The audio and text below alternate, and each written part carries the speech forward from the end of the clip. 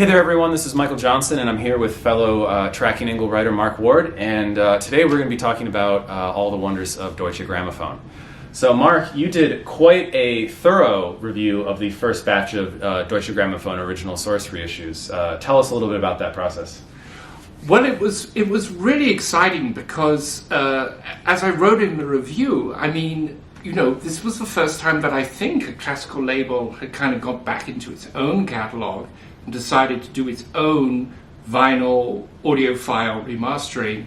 And then on top of that, they were going into this wonderful period in the Deutsche Grammophon catalog period, the 70s, which has really never had much love from audiophiles because we ignore them. Yeah, we go for the tulips, the early tube mastered copies, and all that. Despite the fact that this era had some of the greatest artists, some of the highest orchestral polish of the area. I mean, this was the area where orchestras around the world really started to have a level of finesse that was unseen before then.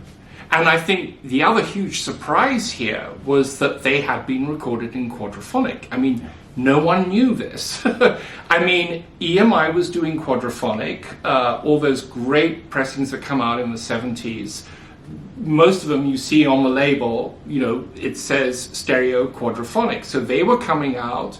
I think RCA was doing some of that, even some of Columbia. I know EMI certainly were. Oh, for sure. But no one even knew that Deutsche Grammophon had master tapes like this.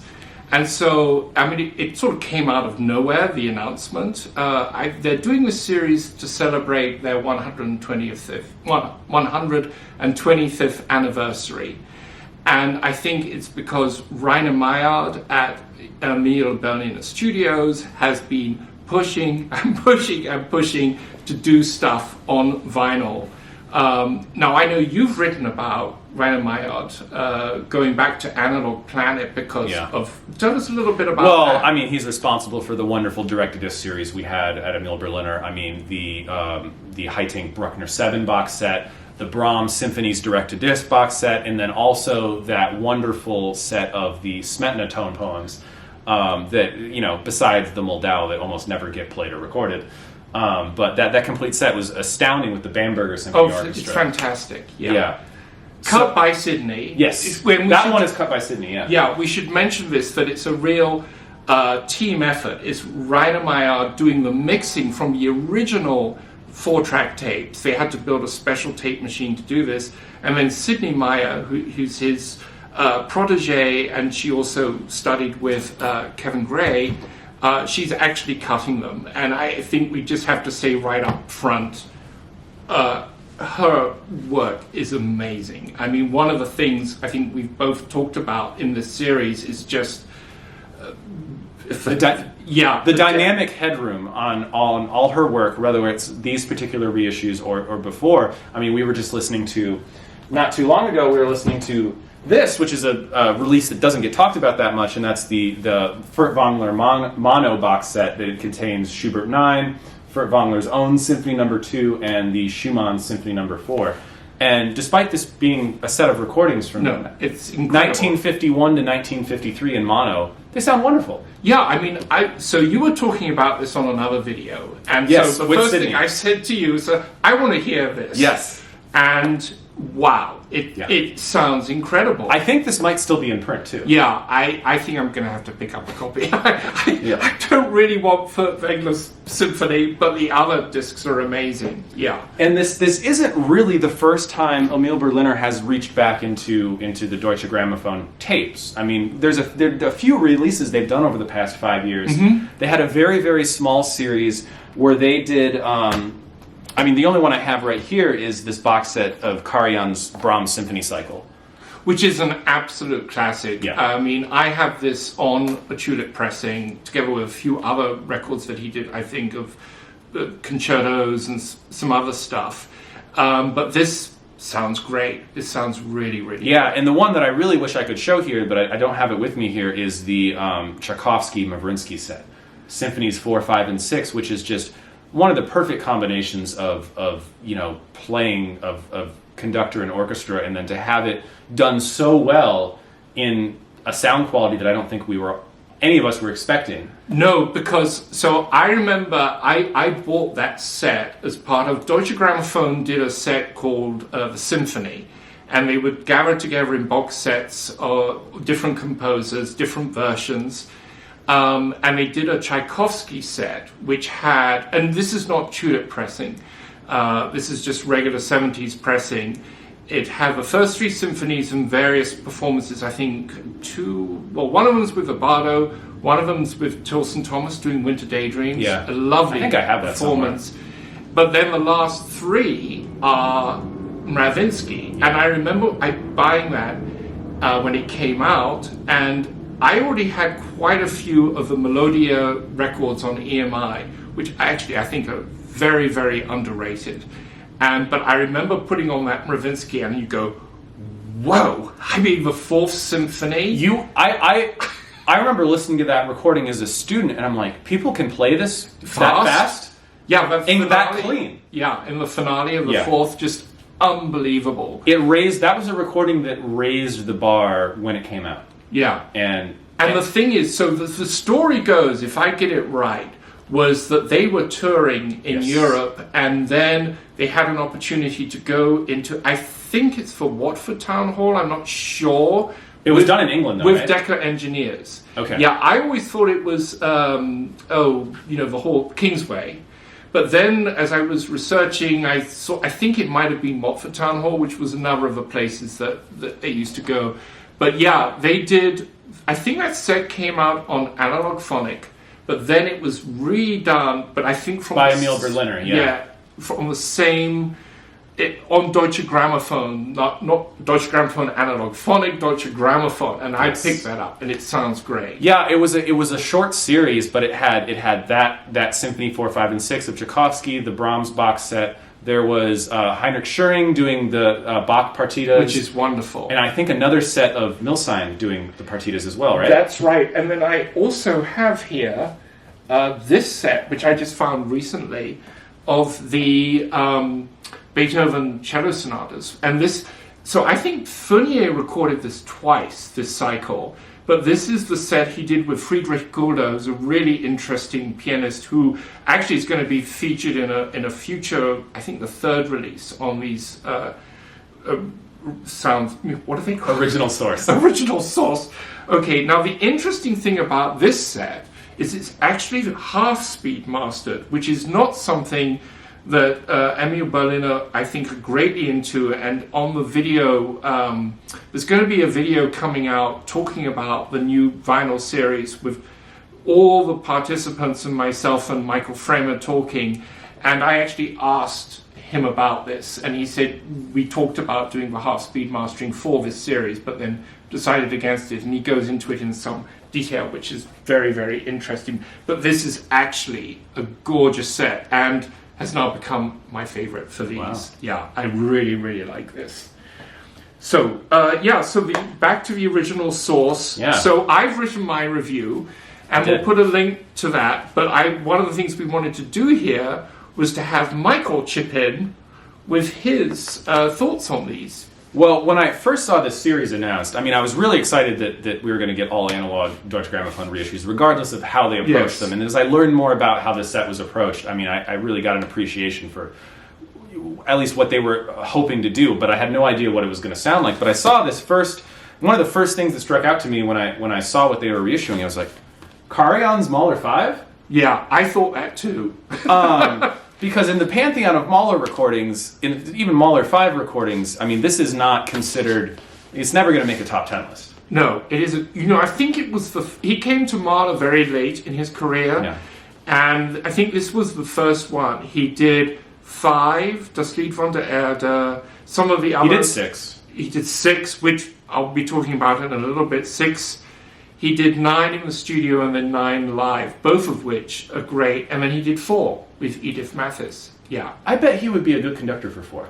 That's actually one of the best of the cycle. But I remember when this came out, I mean, one of the things that people talked about, they weren't so sure about the sound. So why don't you talk a little bit about your impression of this? This was the first one I listened to. And it was also the first one in your review. Yeah.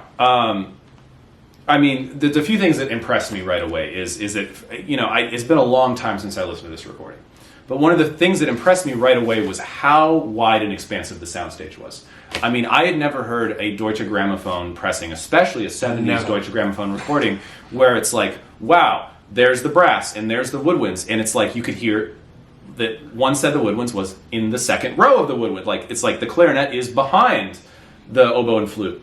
The strings are expansive. I mean, everything is really in a field of sound, and that's something, sometimes I listen to these old Deutsche Grammophones and it's like the sound is coming out of like a mail slot. Yes. Almost. It's actually a really great way of describing it. So that was incredibly impressive. I had no idea that level of detail existed on these tapes. Well, one of the things that I discovered when I was researching it, and Maya talks about it in the video in greater depth, I mentioned it briefly in the review, but in order to maintain uniform quality on the pressings, they actually cut them in such a way to reduce the amount of dB in the cut. It doesn't surprise me. And the sort of space around the instruments. And on the video, they actually play a quick excerpt from the Verdi Requiem, which we'll be getting to in a moment, and you can just hear how the chords are cut off.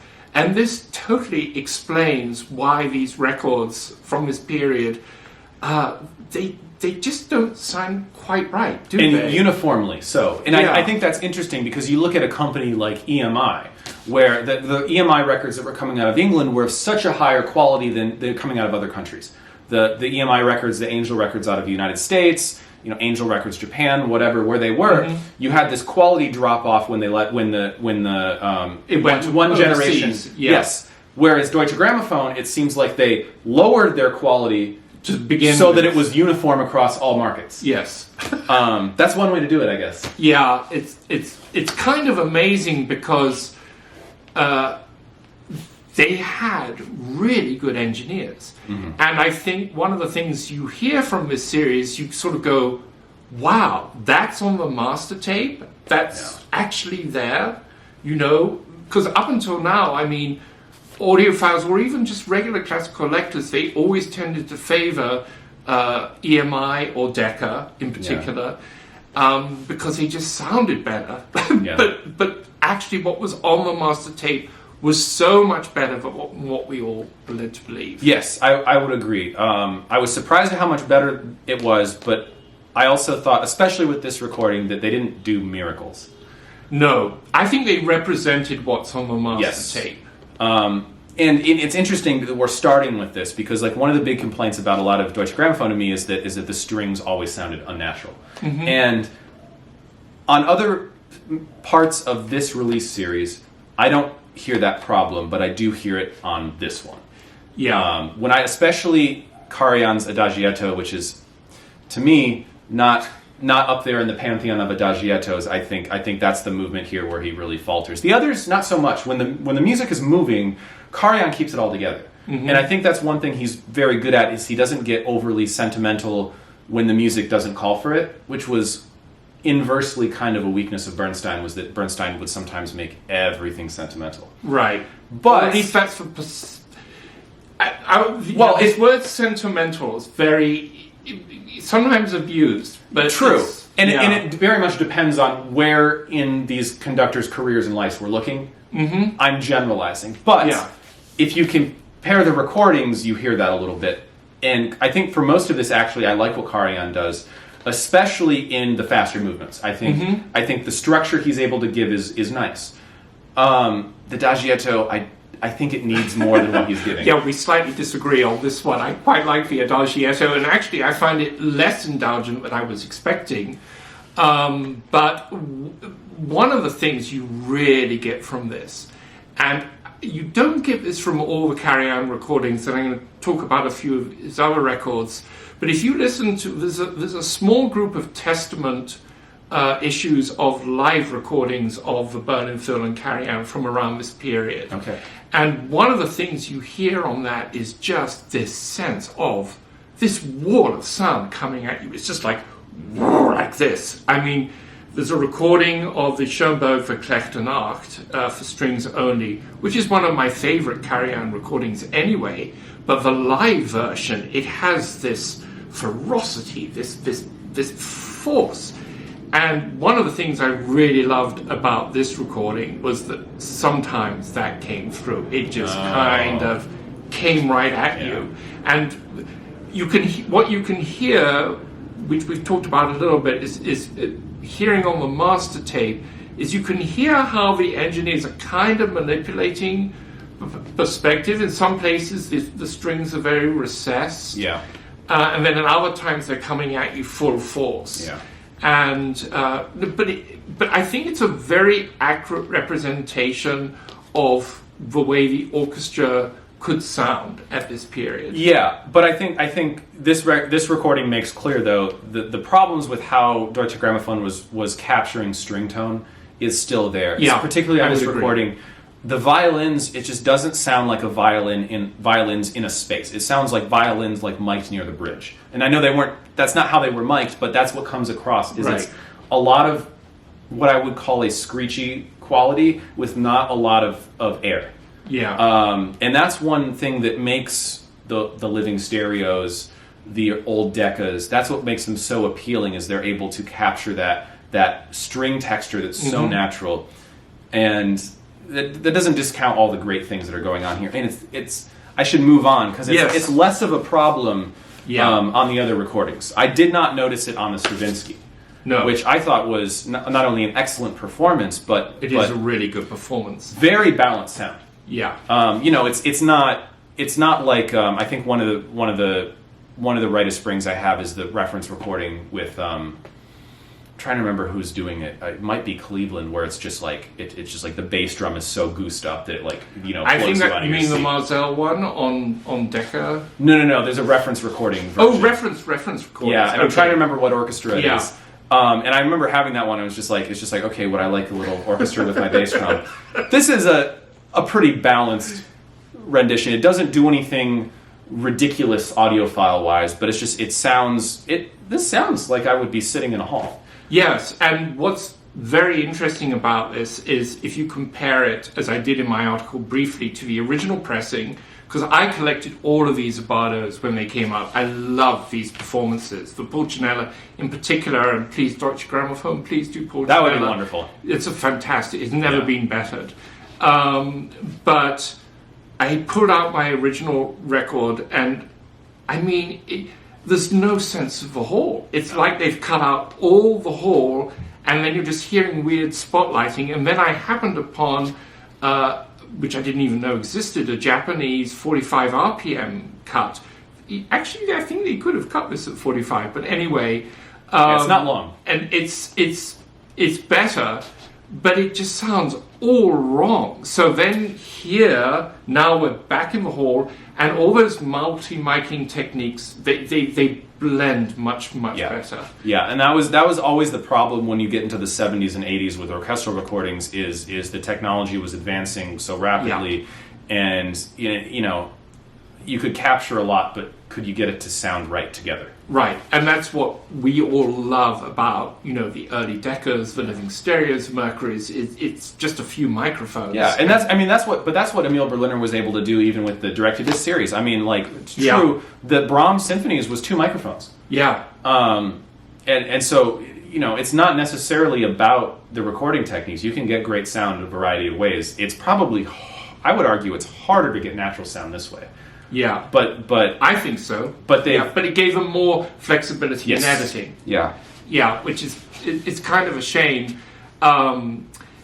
Michael Framer told me the Beethoven set, which I think you've also got, the Simon Rattle Beethoven Symphony set, Berlin Philharmonic. Do you have that No, one? I do not. Oh, well, so I have the Schumann set. Oh, the Schumann set. Oh, we'll have to talk about that at some point. Schubert set. Sorry, Schubert.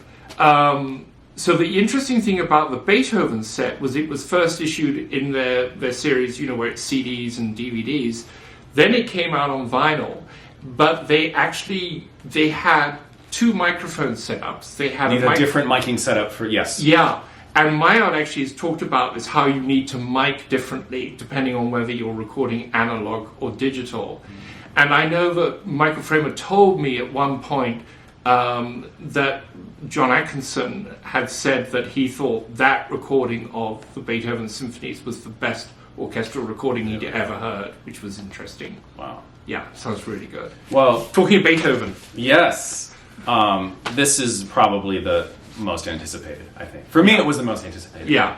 Because the Kleiber recordings are something that, you know, I like in classical music, in the world of classical music musicians. People don't talk about recordings all that much. No. Not in the way we're doing No. it. But Do not. they talk about Kleiber. Yeah. I mean, when you're going to work on, you know, when you've got to learn Beethoven 5 or Beethoven 7, it's just like everyone's, whatever digital music player they have, the Kleiber recordings are loaded on. These are, 7, I think you could argue, but I mean, especially 5, which hopefully is coming at some point. Oh, I God, hope so. I hope. I think, though, 5 may have only been recorded in 2 channels. Okay. But I just want to add a little note here. See, I'm just a little bit older than you. I remember when that 5th came out. Wow. And it was seismic. You know, everyone, all these recordings of the 5th had come out before. Yeah. I think maybe even one of the very first commercial recordings was Arthur Nikish's 5th Symphony. I think it was. Anyway, lots of fantastic recordings, but I remember when this thing came out, and I remember reading Grammophon, and the reviewer was just, he had no words. Yeah. And I remember going out to buying it and putting it on, and still to this day, you'll listen to other recordings of the 5th, and there are many wonderful recordings of it, and then you put the 5th on, and it's like, oh. Yeah. And the 7th too. I mean, the 7th and then this came out, and yes. people, they were not as ecstatic as the 5th in a sort of straightforward way, but I think one of the problems with this one was always the recording. Yeah. And they've really fixed that. Oh, no, I have no complaints about this. No, this sounds great. Because, this is probably one of the ideal ones for them to do, especially early on, because the orchestration is not as complicated as the Stravinsky or the Mahler. It's hard to do Mahler. It's hard to do a vinyl cutting of Mahler. Really hard. The Beethoven is a much more compact orchestra with much more compact sonorities, and they're able to. I think they were able to address the string tone, which sounds quite good. I think the imaging sounds wonderful. The size of the orchestra sounds wonderful. The top to bottom tonality with the timpani and everything, I think sounds great. Mm-hmm. I was really impressed with how they got the timpani to sound on this. Oh, the whole thing was great, and it's a drier acoustic than these two, and I think that also helps it a lot. Yeah, surprisingly. Yeah. But I think for those that aren't familiar with the story or the legend or whatever you have it of the Kleiber recordings with Vienna, I think the best way I can sum them up is there's a lot of conductors that have very, very clear artistic visions. There's a lot of orchestras that have a high level of playing, and there's a lot of recording cycles that are well rehearsed. But it's not all that often that you get all 3 of those things coalescing. And these Kleiber recordings, he demanded a number of rehearsals. I think people say double the amount of normal rehearsals for a recording session. Yeah. So we're talking maybe 6 rehearsals for a recording, which is unheard of, especially now. A incredibly polished and accomplished set of musicians, and someone who had a very, very clear vision, artistic vision for these symphonies that works. Yeah, I mean, for anyone who doesn't know, the thing about Kleiber, son of the great Erich Kleiber, who recorded on Decca, and his recordings are wonderful. But I mean, after these 2, I mean, he only made a handful of commercial recordings. There are a bunch of bootlegs or semi-bootlegs of live shows, but it's a very small discography, and I mean, he remains the gold standard, I think, in everything he recorded. I mean, his Tristan und Isolde is absolutely glorious. God, it'd be great to have them all remastered like this. But yeah, this is fantastic. It really is. And then the last one. Yeah, the last one. The one that I'm definitely not an expert in, but the Schubert Trap. Yeah. No, this to me was such a revelation because as I mentioned in the article, I'd heard Gidel's playing when I was probably around 18. I sat not so much further away from him than I am from this camera on the stage. And it just blew me away. He played Beethoven, several sonatas Les Adieux, which is going to be coming up in this series. And I have, I think, pretty much all his Deutsche Grammophon recordings. And like many of these Deutsche Grammophon recordings of the time, even in the 60s, the piano sound is kind of anemic. Well, no, here. It sounds like a real piano. I'm right there with the musicians. I can hear everything that's going on. It's kind of a very intimate presentation on this recording. Yes.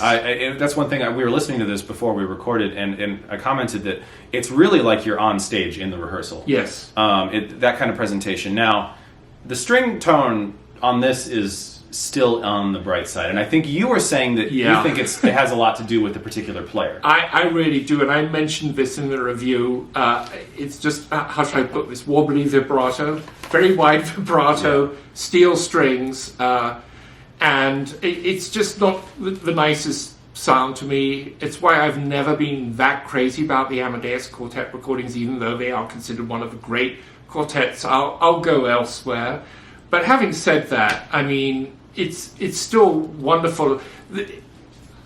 I have a feeling it's almost collegial. It's like a bunch of friends getting together and playing. And I'm really excited that in this series they're not afraid to approach chamber repertoire. So many times chamber music, it's soloists and it's orchestras, and it's soloists and it's orchestras, and chamber music is kind of a niche spot for collectors, but I think it's something more people should have in their collection, and I'm glad they're not afraid to approach it. I couldn't agree more. Yeah. But my favorite recording of it still remains.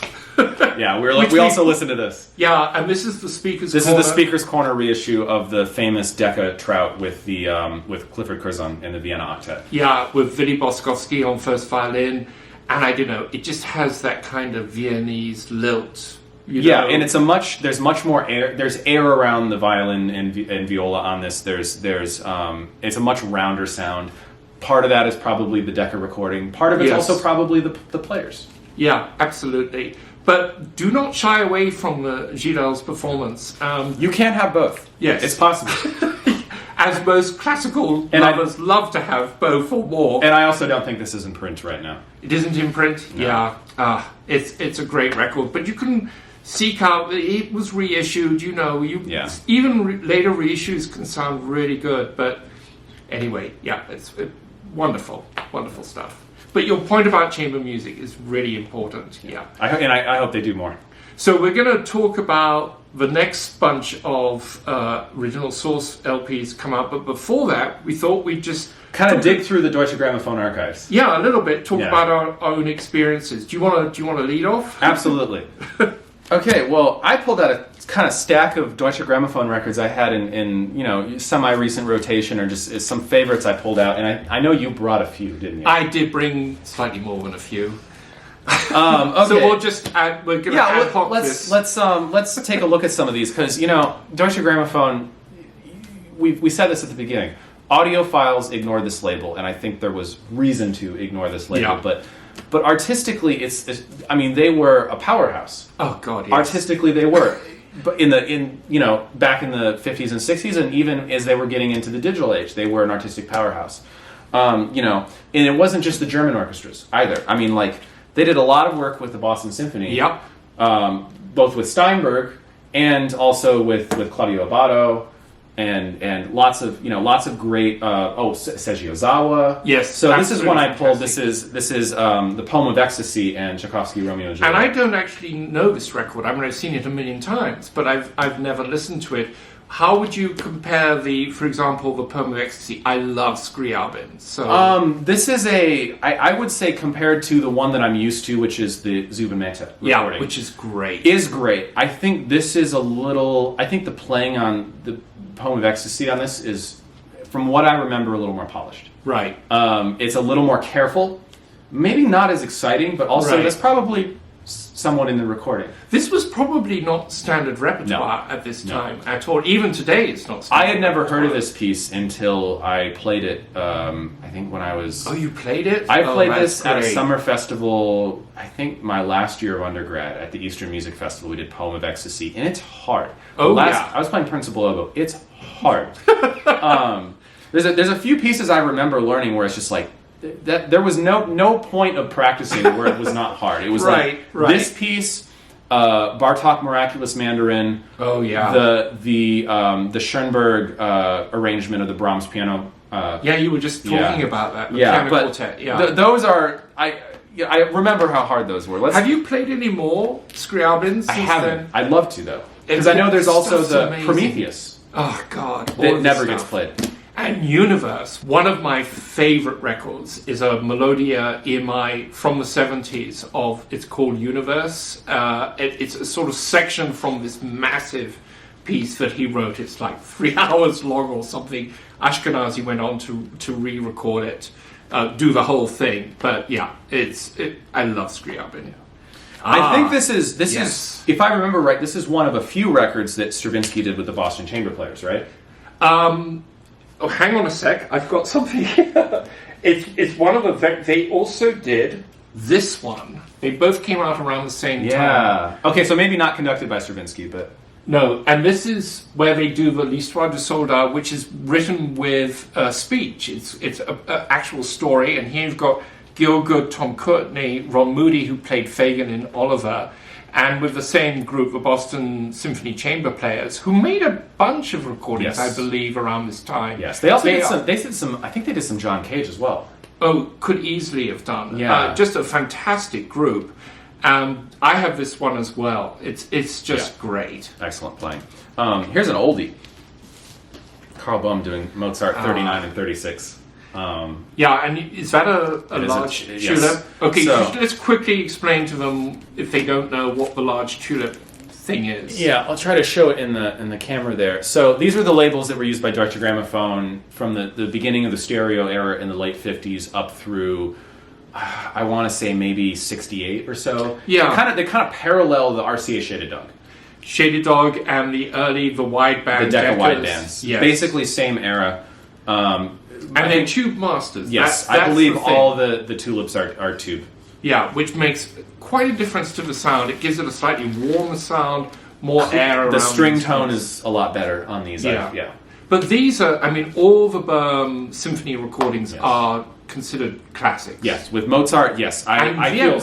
I feel very safe just pulling any Carl Baum Mozart recording. Yes. Yeah. These are wonderful. Here's a Oh, very... here we go. Yeah. This is the only original I have of this cycle is the Mravinsky Tchaikovsky 4 Oh, with God. Leningrad. If you've not heard these, the combination of hearing a Russian orchestra with that really Russian sound... With a level of technical finesse, because Yes. that's the thing. Up until this point, Russian orchestras were disregarded. Oh, yeah. You listen to some Russian orchestras, especially from the pre-Khrushchev era. It was like anarchy. I have some recordings of like the Bolshoi theater from like before World War II, and it's like I'm surprised that some of the low brass players in that orchestra were not sent to the gulags. So I'm curious.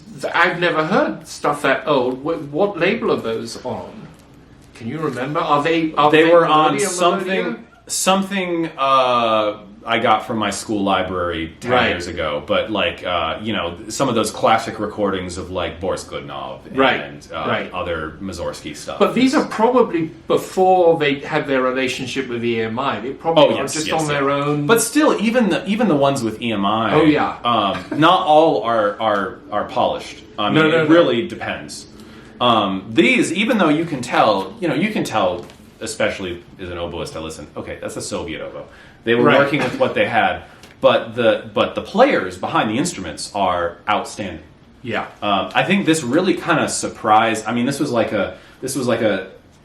feel like this was like the classical music version of the Soviet Sputnik, and all the Western orchestras realized they had to catch up. Yes. Because they were not expecting something of this quality. It's still the last movement of this symphony. They take that at such a lick. I can't play it that fast. Oh, I don't think I've ever heard anyone play it. And every note is there. Every little note. It's incredible. Yeah. Now we're getting to... Yeah, this is great. Show this. Well, as an oboist, I had to pull out one thing with Tombeau de Couperin on it. And one of my favorite recordings is, yes, this is... the Boston Symphony Orchestra, Seiji Ozawa. This is Ralph Gomberg, the principal oboe of the Boston Symphony, playing the wonderful oboe solos in Tombeau de Couperin.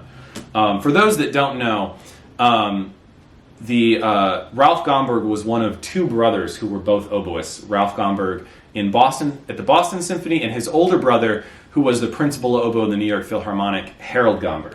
They were the Gomberg brothers, and they were the... It sounds like a vaudeville act. Yeah. But between the two of them, made a lot of recordings because Harold was Bernstein's oboist for all those recordings, and Metropolis's too. Oh wow! And of course, Ralph Gomberg was a little younger and played on all these wonderful, both Munch's Boston Symphony recordings, which are great. Which are some of those are on RCA. Yes, they? Yeah, gorgeous living stereo sound. But also, he had a long career and he was still playing.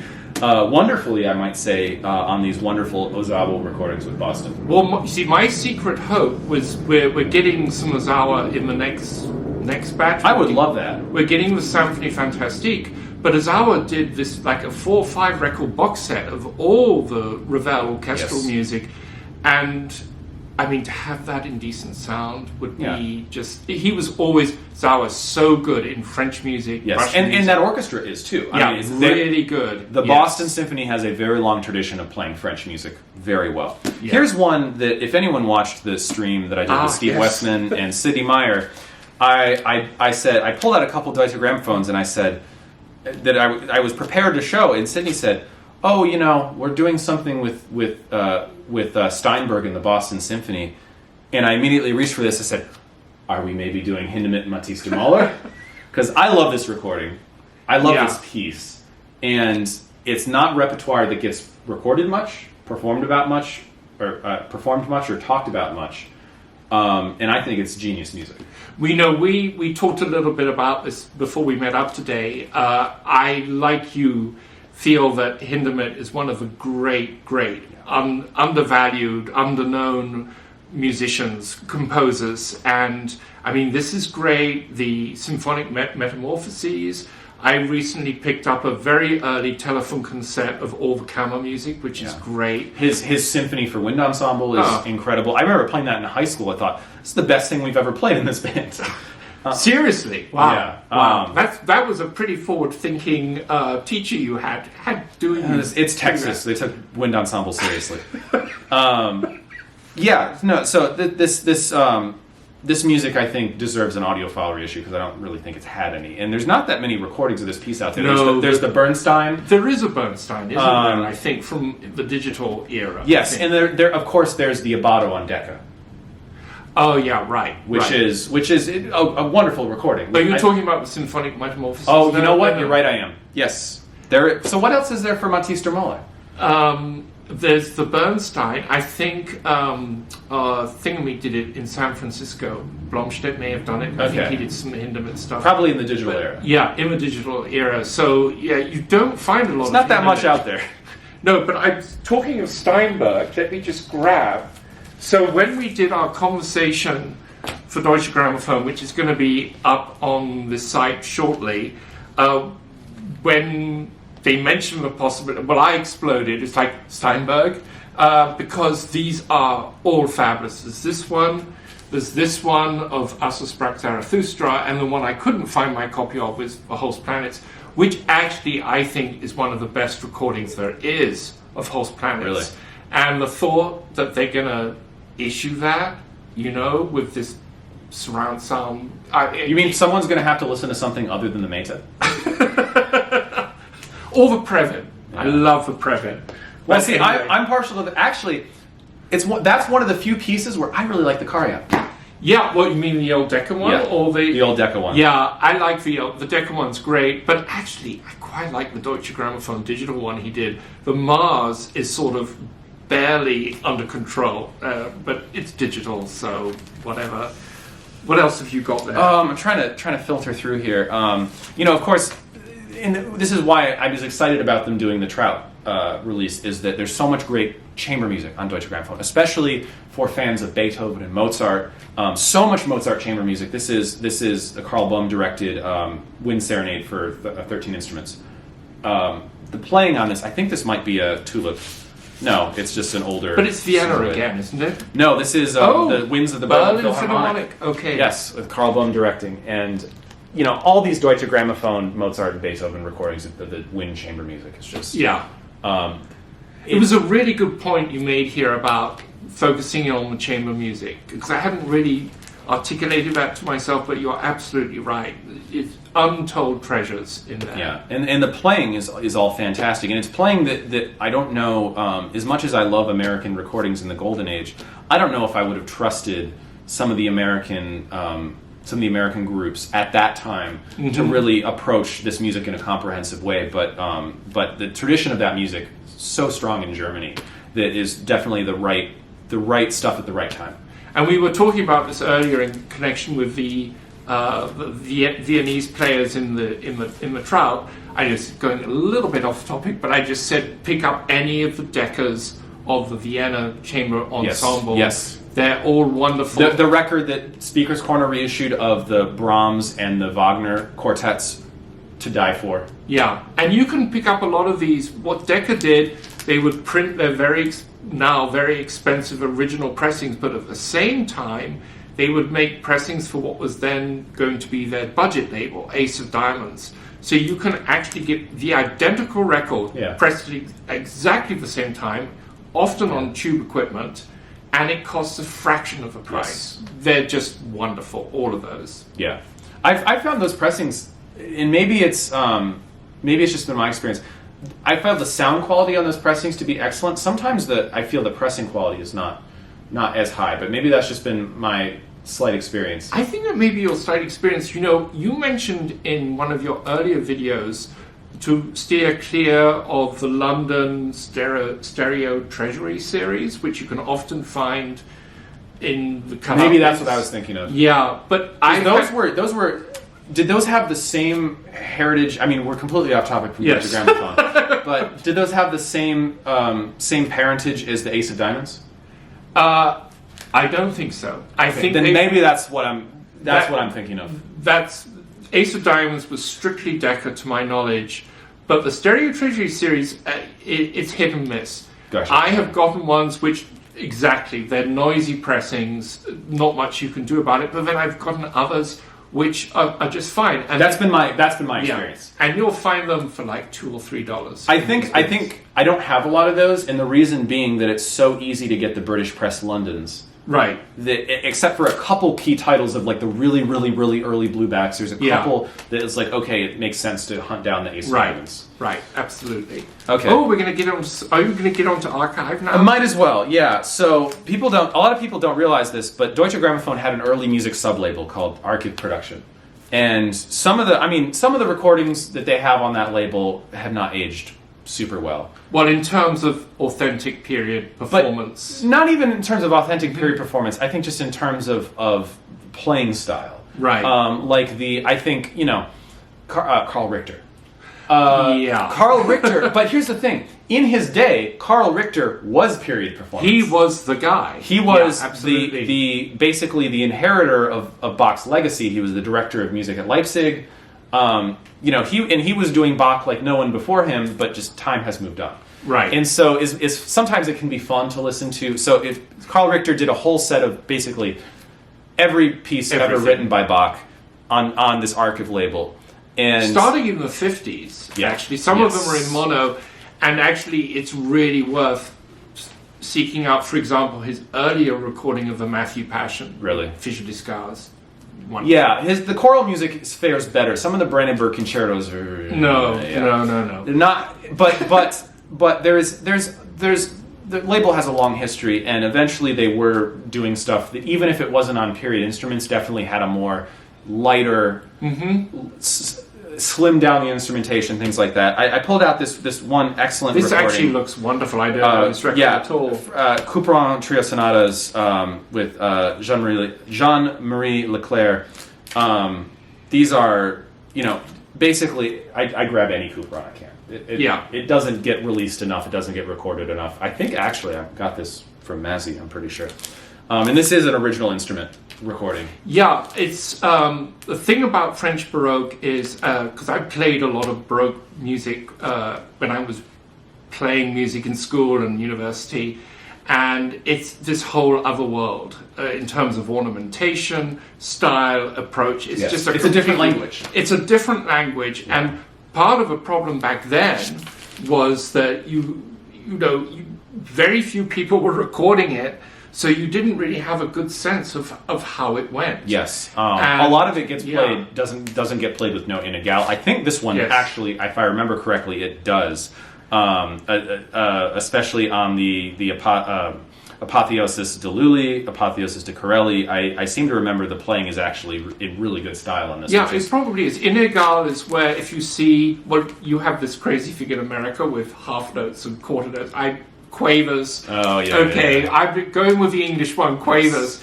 They're written evenly, but with inégale... You don't play them evenly. You play da, da, da. But it's not a dotted note. It's not quite. Not quite a dotted note. It's hard to explain my best... It's a feeling, yeah. Yes, you have to just listen to it and feel it and understand it, because there was so much in this period of music, unlike Romantic music, that was not directly written down. It was you were trained in it, you knew it, it's like a language you spoke. You didn't need instructions on the music necessarily. Exactly, and that's how a lot of this period of music, and it applies to Italian as well, Italian Baroque, but you have to learn. They're two completely different approaches. I'm going to pull out a couple of my archive here, if I could find. But so the Archiv label, which is Deutsche Grammophon's early music label, it's interesting to track the trajectory of this label alongside other early music labels like Telefunken and of course, what are some of the others? Well, there was Telefunken, Erato a little bit later is starting to do all their stuff with John Eliot Gardner, but you're thinking Loiselier. Yes, but there was kind of early music, but they also did some not early music stuff. In the early days. Yes, so, but it's really great to have this sub-label because you can track kind of the history of the development of early music, the early music movement throughout the history of this label. Absolutely, and it's interesting, you were talking about Karl Richter. I mean, it's only... 10 years later that Leonhardt starts doing his complete cantata It's another world. It's another world. It's a whole other world. Yeah. I remember buying Richter's Messiah. Everyone was waiting, when is Richter going to do Messiah? It is so bad. It is so bad. It's like solid, stolid London Philharmonic Orchestra. It has no good feel at all. But I think one thing you haven't mentioned, which you've mentioned to me anyway, one other thing about the Archiv recordings is actually the sound on them is very good. I think the sound on them is the best I've ever heard from that area of Deutsche Grammophon. And I don't know if it's because it was more of a niche market, if they had different people in charge of production. I don't know what's going on, but the recordings sound much more natural. And this goes right up into the digital era, early digital records. And I've talked about this occasionally on my channel. All the Trevor Pinnock recordings, well, at least the later ones, the digital ones, they sound really good. Really? For early digital, they really do sound good. I picked out a couple of Archiv things. Now, you didn't really show it on, but one of the things that Archiv did, they always came in this sort of silver, at least in the early days, this kind of beige cover and this silver thing. But they did it like a piece of academic scholarship. Yes. So you would get... So look at this. Yeah. Now, this actually ties into the original source because one of the things they do on these original source records is they include copies of the tape boxes and all of that. And here we have it, on these old Archiv things. Yeah. It's so much fun. I mean, to have all this stuff. A lot of these early music releases, because it became its own genre, these early music recordings. And you'll notice as the recordings go on from the 50s to the 80s, each release, especially in Bach, you get more and more documentation. It starts to become more and more like an academic exercise. Yes, the recording. I mean, this was of the early ones looked like this, literally like this. Yes, I have with this beige color and very awkward to get the records out. Yeah. But it's such a period thing. It's just so much fun. And I mean, this recording is with one of their regular groups, the Schola Cantorum Basiliensis with August Wenziger. They did a lot of stuff. They later re-recorded the table music, which I don't know if you've ever played any of his stuff. I think, again, Telemann, hugely underrated. Well, Telemann was kind of, I think of he was all more the prolific than of all the anyone. late Baroque composers, Telemann, I think, was probably the most renowned. Yeah. He had the biggest career while he was alive. Him and Handel. Him and Handel, because Yeah. Handel was the great impresario and Yeah. making money hand over fist. I thought I would mention a couple of other really wonderful releases. So, as early music really got going, so their main artists were Trevor Pinnock in the English concert, with basically all the same players as Loiselier and Academy of Ancient Music. And then they also had, latterly, John Eliot Gardner moved to them.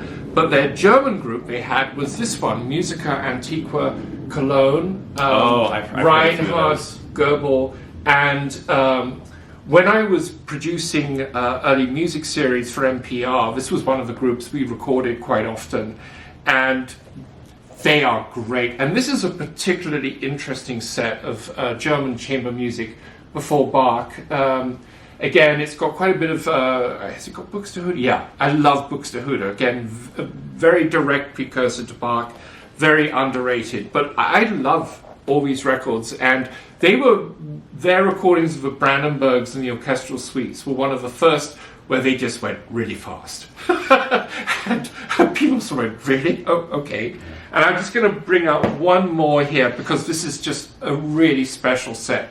I love this since I first bought it. This is with David Munro and the Early Music Consort of London. That's a whole other topic. This was, I think, the last recording he did before he tragically committed suicide.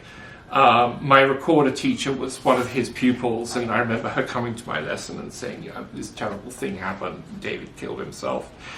He hung himself in the garage. Anyway, but this is a fabulous set. This is all French music from the 12th century, and this is the first music written in more than one part. Organon, all written for Notre Dame, and it's a mixture of the sacred stuff and the secular stuff, and it's typical David Munro. I'm going to at some point do a video about this. I might actually write about this for Tracking Angle. Again, all this fantastic notation, pictures, all of that kind of stuff, and it's a roll call of all the top early music people. This is a very special set, but this is still like analog. Yeah, this is great. Okay, moving on. I think I'm just gonna quickly show a few of these others because we've taken up a lot of the audience's time. I just wanted to pull out a few of the some of the other Deutsche Grammophones that I really attached to over the years. I mean, if anyone doesn't know this opera, the Ravel, Les Enfants, I'm terrible at French. L'Enfant et les Sauvages. The Terrible Children. Yes, very good. It's a mini 45-minute opera. I'm fortunate enough to play it once, and it's just it highlights all the great things about Ravel's orchestration and vocal writing. And there's not that many recordings of it. No. One of the ones is this excellent Mazel recording. It's really great. He did yes. the other one too, L'Heure Espagnole, and they're both classic recordings. Yeah, and I think this is much better than, as much as I love Ensermé on Decca, I think this is much better than the Ensermé Decca recording. Going out on a limb there. Okay. I like that one too. No, the oboes are a little great. Easier to listen to on this one. Yeah, absolutely understood. This is a recent pickup. This is a promo copy I got of a beautiful original Tulip label pressing that's of lovely. my favorite Brahms chamber piece, which is the string quartet in G minor, the piano quartet in G minor. I think it's one of the best pieces of music he ever wrote. Right. And I played it in orchestra, the Schoenberg arrangement, which was devilishly hard. But this is a beautiful original Tulip label press. I mean, feel the edges of that. I know. That's like that's really that's back great. when they were making very thick pieces of vinyl. And I think this sounds quite good. And I think one thing we actually haven't talked about, Deutsche Grammophon always had these fabulous covers. Yeah. Even if it was just the artist. Unless it was Karajan space. We had a little bit too much of that. But actually, when they went for interesting art, like on this one, and they always had the big yellow cartouche, which was so distinctive. A bit on the nose with the Jungle Villalobos, but you know. And this, the painting on this. This and is another. This is actually one of the. I have a copy of this, and I listened to it recently, recording. and it actually sounds not too bad at all. It's actually got a bit of bass on it. Yeah, that's a really great record. Yes, that was. I hope they'll do an Ozawa run. I really wish they would do. They've got to do. After this initial run, they've got to go into the catalogue and do a whole bunch. Yeah, this is a great Tulip label pressing of some music by Zoltán Kodály. Yeah, that looks great. Summer Night and Concerto for Orchestra that I actually got about a month ago. Yeah, and this is fabulous music. I mean, Summer Night. There's Kodály. He's one of those composers where it seems like the range of music that people are familiar with of him is quite narrow. Very narrow. Really, just Dances of Galanta and I'm trying to think what else. Spartacus, maybe. Yeah. No, that's Khachaturian. Yeah. Khachaturian. What else Kodály? Oh, there's the. I can't think of it. Yeah, exactly. So is he Harry Jarosz? Yes. So That's what I'm thinking with of. the sneeze, the orchestral sneeze at the beginning. Yeah, and this last one, just to highlight Deutsche Grammophon's the wealth of chamber music they have. I've never seen this before. Wonderful Carl Nielsen chamber music record with it has the woodwind quintet on it with the chamber music, Danish chamber music ensemble. This looks wonderful, and the sound is nothing to write home about, but the playing on it is fantastic. Yeah, it shows what a wealth of artistry there is on this label. Oh, it's amazing. I'm just going to finish up with a few things. Yeah, go right I ahead. wanted to mention, since we were talking about Karajan, not all Karajan records are created equal. No. Now, I just love Karajan in Richard Strauss, be it on Decca, Deutsche Grammophon. He has just such a feel for it. And this is a record which we can actually say now is going to be in this series. And that's one of his best, I think. This recording of the four last songs, Gunda Lejanovitz, as I say on the video, he liked often to work with singers who had an almost instrumental quality to their voices, both for good or bad. But her voice, it's so pure, it's so effortless. And this piece, which is about the end of life, and she just floats up into these higher registers, like no effort at all. And the trouble both with the CD and this was always you had a sense of just constricting the voice. Yeah. But we know from what we've heard of these new releases that this is going to sound glorious. Did you know that this was David Bowie's single Desert Island Disc? This was his record. I believe that is true. Yes, I've read that a few different places. Yeah.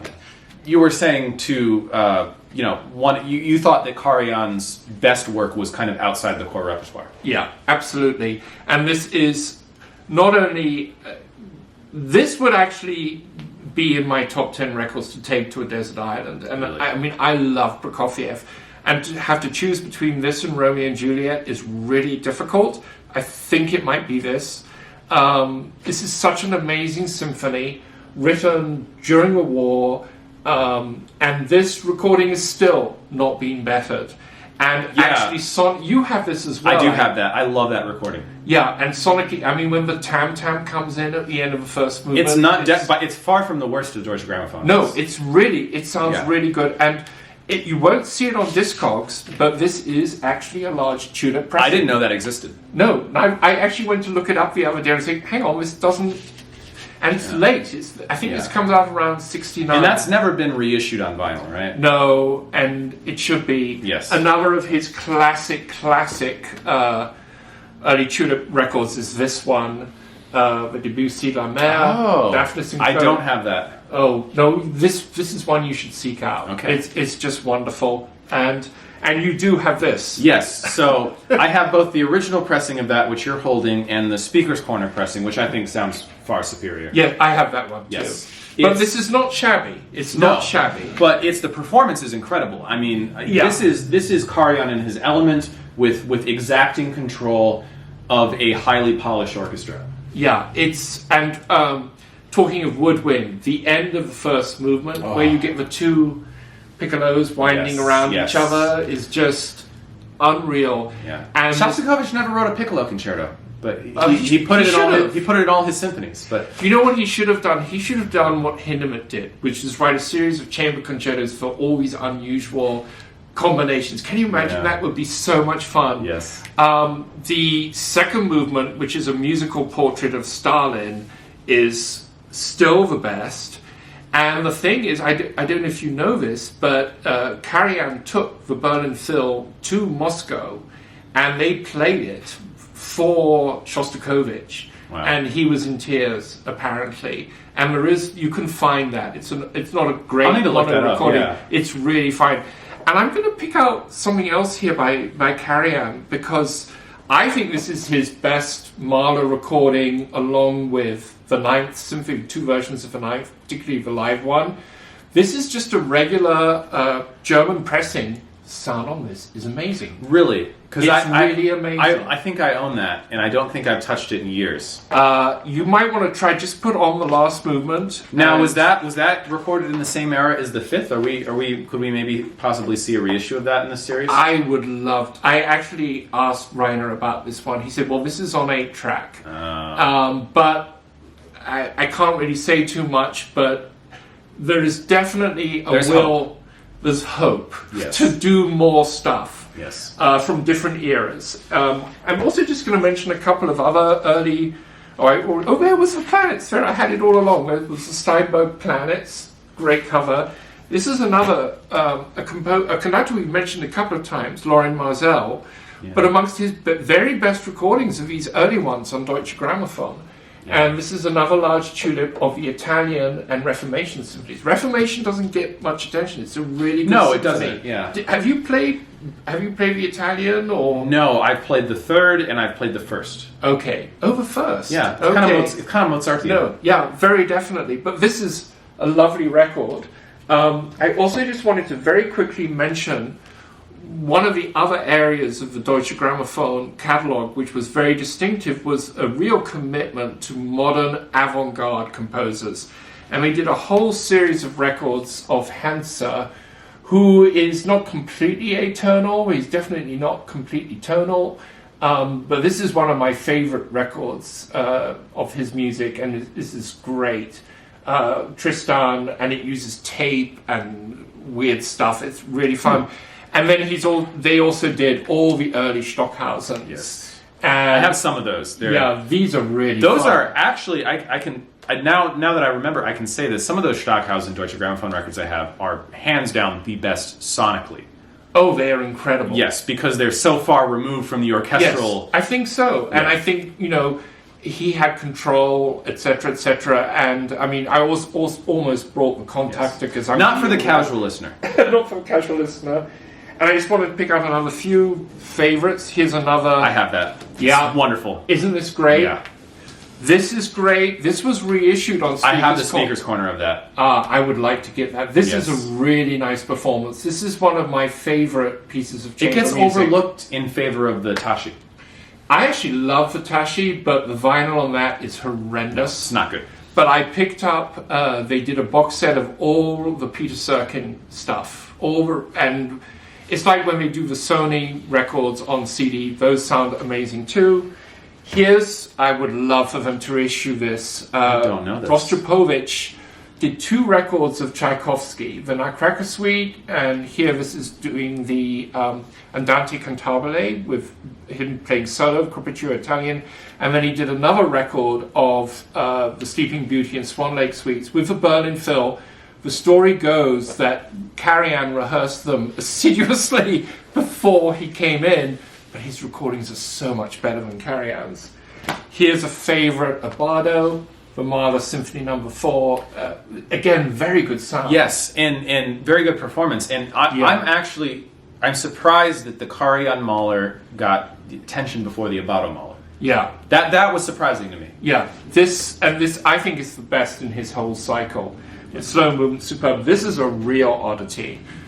If you don't know this repertoire, Charles Ives, the American, very iconoclastic composer, I can only take a little Yes, bit of time. I know about his art songs. But these are really nice. Yes, I remember having to do some of them in my undergraduate sight singing course. Oh, really? Yes. Oh, well, that's challenging. Yes, in solfege. And here's something you probably didn't even know this existed. Here's a record of film music. Miklos Roja conducting film music, all put together by the great, much lamented, much lost Christopher Palmer, who did so much for film music. This is a wonderful record of film music. We also wanted to talk a little bit about reissues, audiophile reissues on vinyl of Deutsche Grammophon, which have happened before what's going on right now. And I guess the main thing we're going to talk about is Speaker's Corner. Yeah, which I showed one of the releases that we talked about was the Karajan Shostakovich 10, which Speaker's Corner did a very excellent sounding reissue it's of. Really good. I also have here this recording of Tchaikovsky 6 with Fricksoy and the Berlin Radio Symphony. And this is a fantastic performance. Fantastic performance. Fricksoy, we need more Fricksoy reissues in the world. Yeah, they're about to reissue their box set of all his recordings for Deutsche Grammophon, a mandatory purchase. Speaker's Corner also did the Bartok piano concerto cycle, I believe, with Geza Ander. They did all three, I think. All three, really? Okay. Yeah. But I wanted to ask you, it's very hard to figure out with Speaker's Corner exactly how. Yeah, they don't advertise it. Of who is doing the mastering, cutting, and from what, whether it's yes. a master tape or a copy of a master yes. tape. Very, very likely it could be from a copy of a master tape or a one-to-one or a mix down. Sometimes maybe. Yeah. It's on a case-by-case basis. I'm sure if someone asked them, I don't think they'd hide it, but it's not something they advertise freely, and I don't think they're. At least in the Deutsche Grammophon reissues, I don't recognize any cutting initials. But I mean, I would say that the Speaker's Corner reissues sound far superior to the originals. They do. They have more bass for one thing. When they first were doing these, they came out with a series of boxes. I just brought one of them. This was the first one they issued. They called the series The Color of Classics. They had this one, and they had one on conductors, violinists, and another something else. Oh, pianists, that's right. But this first set has several of the really great Deutsche Grammophon records. Martha Argerich, I mean... Yeah, I mean... That is... Aside from Karajan, I feel like Martha Argerich is like one of the Deutsche Grammophon house artists. Yeah, and it's back to that wretched piano sound. They need to... And Pellini as well. Well, Pellini had his own piano technician who tweaked his piano so that it always sounded terrible. Yes, I'm exaggerating. We could use excellent reissues of Martha Argerich and also absolutely. Michelangeli. Oh, absolutely. The Michelangeli Debussy recordings. Yeah, please, wonderful. Someone. Wonderful. And even, the CD versions, they're okay, but no. But I think this was her debut disc, actually. And then we've got, still many consider this to be Karajan's best recording of Ein Heldenleben. I think that's a good one. This is, I think, the first record he issued once he got the contract with the Berlin Phil and the whole 9 yards. I think this was the first one he issued. And finally, we talked about this earlier, the Kleiber Beethoven Fifth. I mean, if you don't have this, if you can't get this version, I don't think it was ever issued separately, but original pressings, they sound really good. Yeah. It's not their worst hour. And I thought here's another. This was a favorite record of mine as a kid. I have the original of that. Yeah, me too. And this is still my favorite recording of Carmina Burana. Yes. Again, we've got Gundula Janowitz. Although the Previn is really good. Yeah, actually, so the story behind that. I was actually listening to the broadcast before he recorded it. They did a live performance at the Proms, and the baritone Thomas Allen fainted. He passed out, and they had to carry him off. And a guy came out of the audience and finished the concert, sang his part. It's a very famous story. But no, that is a really good recording. But I just love this one. And I mean, Gundula Janowitz, when she has her essential essentially a musical orgasm on Dolcissimo on the highest note. I mean, it's so beautiful. You've got Dietrich Fischer-Dieskau, who is amazing, and then Gerhard Stolzer, who was this very extraordinary tenor who appeared on the Scholti, Elektra, and Salome recordings. And The Ring, and he did these kind of weird vocal characterizations, and he does the song of where he's a roasting swan, and I'm roasting, poor me, and it's still the best version. And I thought I would also, this is a record, so Deutsche Grammophon in like the last 10 years started to do their own in-house sort of vinyl, well not in-house, but their vinyl versions of their CDs. With mixed results, I think. And this is actually a wonderful recording, but I wouldn't say get this over the CD. This is various music of Rameau put together by Mark Minkowski and the musicians of the Louvre into a sort of complete work, and it's absolutely glorious. I think you have this, don't you? I do. I don't think I've listened to it, but I saw it because it's just like, wow, there's an in-print version of a Rameau piece out there. But it's he just gathered together all this orchestral music and then made a piece out. Because there's, I mean, in especially in the operas of like Lully and Rameau, there's so much orchestral music aside from the vocal music that it really could be assembled into a standalone concert. Yeah, because some of those operas were long. Oh yeah. So I think now we're gonna finish up with talking about the next three. What's coming? Yeah. We've got actually three more set. We've got this next release, another release which they've already put up on the website. Yes. You can pre-order on their website and the usual suspects. And then there's another group that's going to come out in January. They've not announced the specifics, but we do know there's going to be that Strauss and some Steinberg. Which Steinberg, we're not sure, but yeah. But these are the next ones. Yes, so these are coming on August 4th, correct? Something like that. Yes. Yeah. And so we have them here. I'll be reviewing them for an article in the Tracking Angle this time. And I'll just show these quickly. Absolutely. This is Johannes Brahms, the piano concertos with Emil Gillet and the Berlin Philharmonic, and Joachim conducting. Yeah, this is, considered one of the classics of the gramophone. And, usually this is the benchmark version for both these concertos. I have an original pressing, which I'm going to lend to you. And you'll probably listen to it for about 2 minutes. Yes, tops. I'll be very curious to do that. It's this, I've heard it. It's phenomenal. Yes, this is a 2 LP set. Yeah, 2 LP set. Gilels. And again, it's that era. He's not perfect. There's quite a lot of fists of wrong notes, and who gives a damn? It's fantastic. Yeah. The Verdi Requiem with Karajan, and this is I think today is the first time I've ever listened to this recording of the. Oh, of right, the Requiem. okay. We're not going to give anything away. No. Wait to read the review. Yes, but this is a massive piece, and this in Mahler 5, it's very bold to go for these pieces because these are hard pieces to cut on vinyl. Oh, really hard. The Verdi Requiem is I think one of the most dynamic pieces of orchestral music. Well, you've played it. I have. Did your hearing survive? I think earplugs were involved. I'm pretty sure. But this again, the lineup of soloists. We've got Mirella Freni. This is the beginning of her work with Karajan.